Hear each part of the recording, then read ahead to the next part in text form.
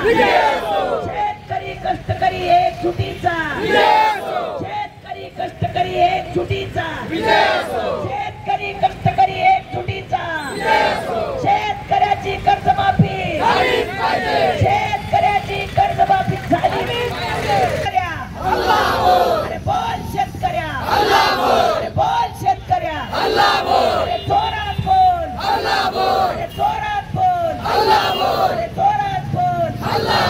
महाराष्ट्र सरकारवर, महाराष्ट्र सरकारवर शेतकरी कर्जमाफी, शेतकरी कर्जमाफी. खास बीड शहरातील नागरिकांसाठी उत्तम ऑफर. उत्तम किराणा अँड जनरल स्टोअर येथे सर्व प्रकारचा किराणा, कटलरी, तेल, पान मटेरियल आणि पेंडीचे ठोक व किरकोळ विक्री केली जाते. महिनाभराच्या किराणावर उत्तम ऑफर.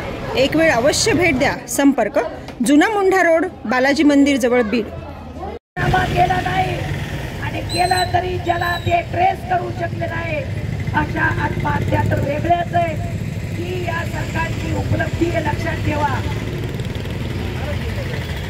2 वर्षापूर्वी दिल्लीच्या सगळ्या बॉर्डरवर हमी भाव, शेतकऱ्याची कर्जमाफी यासारखे प्रश्न घेऊन त्या संघटना लढत होत्या.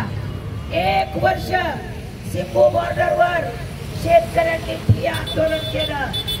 तुम्हाला माहित असावं म्हणून सांगते बंधूंनो, कारण तुम्ही सगळे शेतकरी पुत्र म्हणून सांगते. या 1 वर्षाच्या कालावधीत 700 शेतकरी तिथं मृत्यू पावले. थंडी, वारा, ऊन, पाऊस याची पर्वा न करता हे शेतकरी त्या बॉर्डरवर बसले होते. मी 10 दिवस त्या बॉर्डरला त्या शेतकऱ्यांचे हाल बघितले. अतिशय वाईट परिस्थिती. त्याचे सैनिक आणि त्यांचे मित्र पक्ष मी किसान संघर्ष समितीच्या वतीनं तुम्हाला जाहीर पाठिंबा या ठिकाणी देण्यासाठी इथे उपलब्ध झालेली आहे. आणि म्हणून महादेव जानकर, सत्ता असेल तेव्हा सत्तेत, पण सत्ता नसेल तेव्हा रस्त्यावरची लढाई लढणारा कार्यकर्ता आहे. त्याचे आम्ही सैनिक आहोत हे सांगण्यासाठी हे उपोषण आहे, हे धरणं आंदोलन आहे. हे या ठिकाणी आपल्याला महाराष्ट्राच्या सरकारला कलेक्टरच्या माध्यमातून सांगायचंय.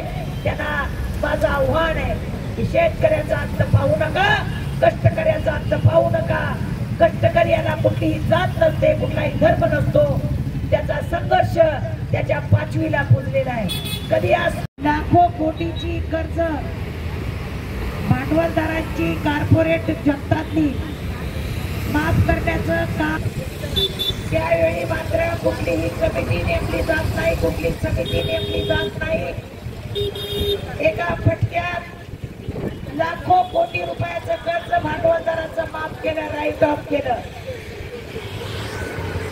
परंतु निवडणूक जाहीरनाम्यात मतं घेताना महाराष्ट्र विधानसभेच्या निवडणुकांमध्ये भारतीय जनता पक्षाला असा शब्द दिला होता की आपण आमच्या सरकारला जर निवडून दिलं तर आम्ही शेतकऱ्याचं कर्ज माफ करू.